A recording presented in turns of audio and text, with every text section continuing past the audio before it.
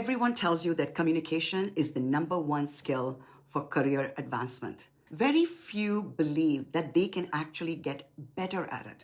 It's often these three lies that keep smart, capable people sounding less confident in conversations than they actually are.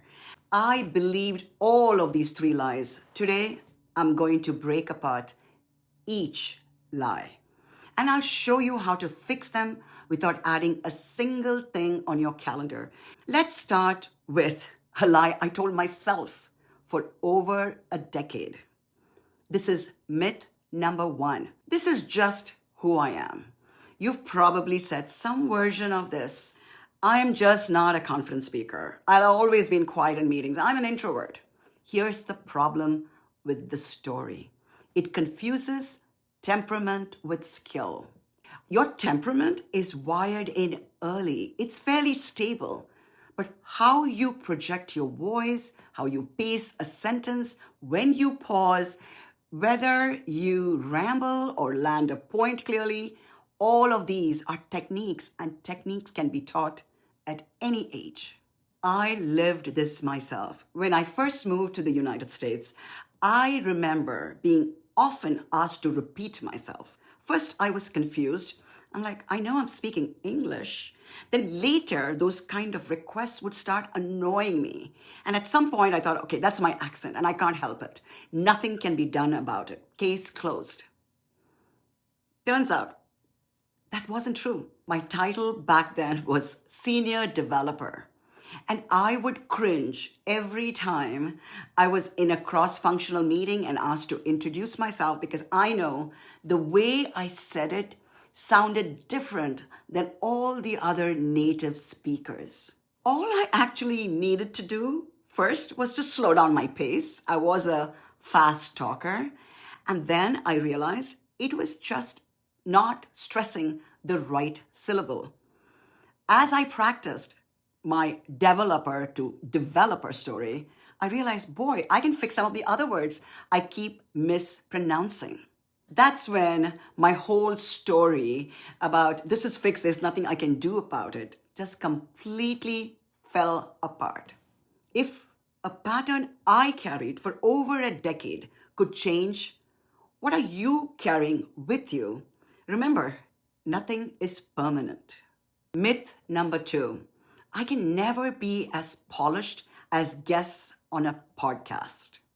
When you watch a very articulate guest on a podcast, you're just wondering, are these people just born with it? Because it just looks effortless.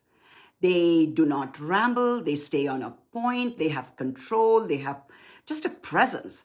And let me tell you, this did not happen overnight. They practiced a certain skill. And this is starting your communication with a message structure in your mind. Think in terms of pros and cons, chronology of an event, prep, problem, cause, solution. When you lean on a simple structure based on the situation, you just stop chasing tangents. You stop rambling. You stop going off script. And please skip the jargon that nobody in the room asked for. Think about a time when you sat in a room and somebody flooded you with jargon and you're thinking, did you just do that to look smart? Please don't be that guy. This is the part most people miss. You can adapt mid-conversation. You pick up on a frown, a look of confusion. This is not just a gift you're born with. This is reading the room. This takes practice on purpose. Now, where the skill of paying attention and adapting your message comes in handy is in an interview. You got to know how to self-regulate your message based on the reaction of the person who's hiring you. This may sound like a lot. Just pick 2 or 3 structures. Practice them in a low-stake conversation. You will notice that your rambling just stops. Spend 2 minutes before every meeting knowing who you're going to meet, know your audience, and make sure that your update in the meeting will land with them. And third, just become an observer. Become Sherlock Holmes. Believe me, it's fun watching room dynamics people's facial expressions, and you will see what works, what doesn't work. Watch other people's body language, and you are going to master this skill of adapting your message to the people in the room. Matching other people's demeanor is an critical skill in effective communication.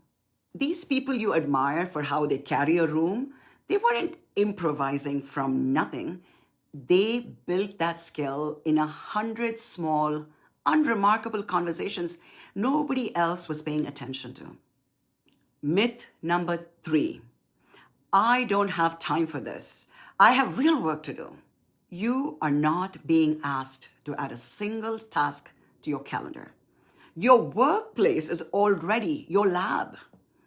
Every conversation today, especially the low stakes one, like a hallway chat, a passing comment in a meeting, is a place to practice.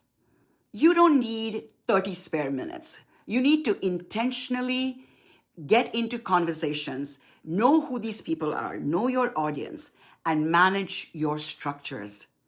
Think of it less as a to-do item than a to-be. Who are you going to be in this conversation? That's the part people miss. They picture communication skill building as a course you have to sit through. It's not. It's a couple of tools, it's message structures, it's real-time noticing, it's small adjustments applied inside the day you already have. So here's what's actually true. Nothing about how you communicate is fixed. You have far more control, even mid-sentence, mid-conversation, than you give yourself credit for. If this helped, I would appreciate a like and a subscribe. And tell me in the comments, which of these 3 myths have you been telling yourself?